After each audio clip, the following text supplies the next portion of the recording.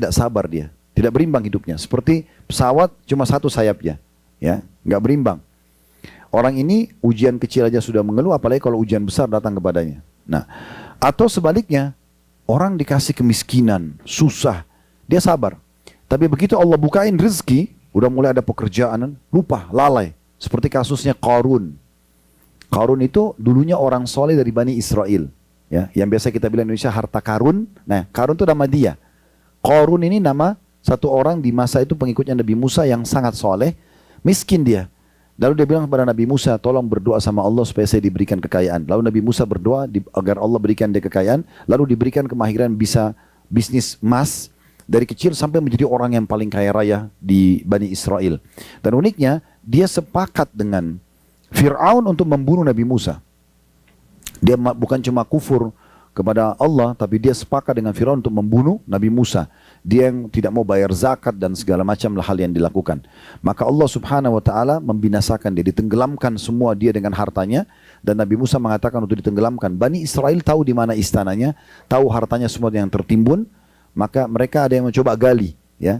Siapa tahu dapat hartanya Qarun, karena dia kalau keluar semua dengan emas-emasnya, dengan perhiasannya, dengan dayang-dayangnya. Maka kata Nabi Musa alaihissalam, Allah berfirman, harta itu tidak akan pernah ditemukan selamanya. Sudah Allah tutup. Makanya harta tertimbun kita bilang harta karun, gitu ya.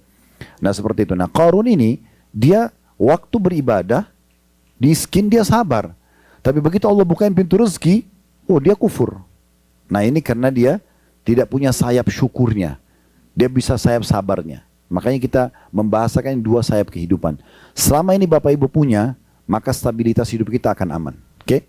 Kita sudah rincikan kemarin masalah syukur, sekarang kita bahas masalah sabar. Bapak Ibu sekalian, pertama saya mau sampaikan dulu poin ini. Ini kita perlu luruskan ya, persepsi di masyarakat kita. Jangan pernah gunakan kata-kata sabar ada batasannya. Pernah dengar gak? Itu tidak boleh ada di kamus kita. Karena sabar balik, tidak ada batasnya. Ya. Karena selama Bapak bilang, jangan ganggu saya terus loh, sabarnya ada batasnya. Berarti itu bukan sabar namanya. Itu, ya. Itu dulu yang pertama. Sebagaimana kita luruskan waktu kasus syukur, mulai sekarang kalau capek, lapar, ngantuk, apa sakit, bilang apa? Alhamdulillah. Jangan berkeluh kesah. Karena semua pasti ada baiknya. Allah menakdirkan semuanya baik. Walaupun itu sebagian orang memandangnya buruk. Ya. Allah datangkan sakit supaya kita tahu nikmat sehat. Gitu kan. Allah datangkan capek supaya tahu nikmatnya istirahat. Allah datangkan lapar supaya tahu nikmatnya makan. Allah datangkan haus supaya nikmatnya minum. Itu semua luar biasa. Begitu juga dengan ujian kalau datang. Maka Bapak Ibu sekalian kita harus memahami baik-baik tentang masalah sabar ini. Jadi hapus dulu persepsi sabar punya batasan. Karena iman tidak ada batasannya. Sebagaimana Allah juga bilang tentang orang-orang sabar, innama yuwaffas sabiruna ajrum bighairi hisab. Orang-orang yang sabar nanti hari kiamat akan dibalas tanpa ada batasan.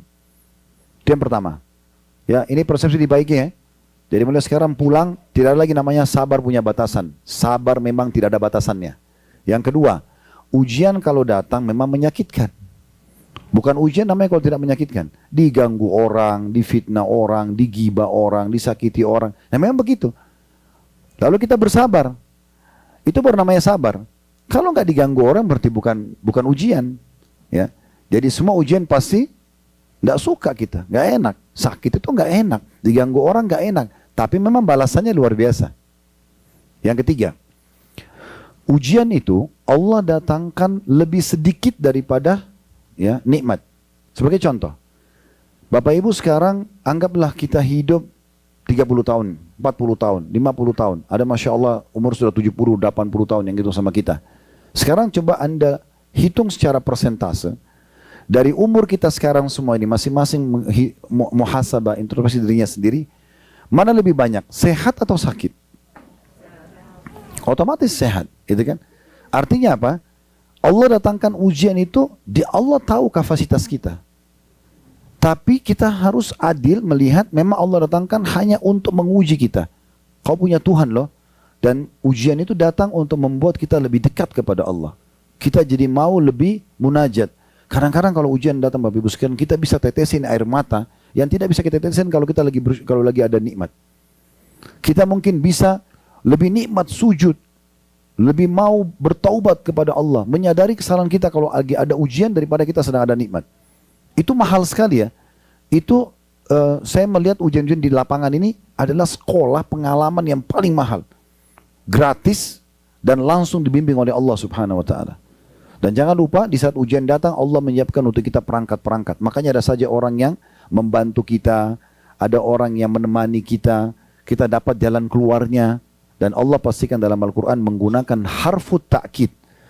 Huruf yang digunakan untuk memastikan sesuatu. Inna, ya, dalam bahasa Arab. Inna dan saudara-saudaranya anna, lakinna, ini semua sama. Itu adalah harfut ta'kid.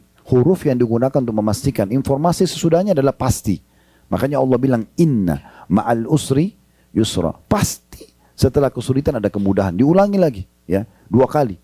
Bahwasanya pasti setelah kesulitan ada kemudahan. Jadi tidak ada keraguan dalam masalah-masalah seperti ini. Nah, ini juga perlu digarisbawahi. Kalau kita lihat juga misalnya lapar. Ini di Madinah saya kasih contoh. Kita setiap hari lapar kan? Berapa lama kita lapar? Paling lama 5 menit, 10 menit, gitu kan? Kan kita bisa langsung cari makanan, kita kunyah. Tapi setelahnya, berapa lama kita kenyang? Sekarang tadi kita sebelum makan siang misalnya kita lapar. Sekarang kita habis makan, saya yakin kita tidak makan sampai besok pun aman-aman saja.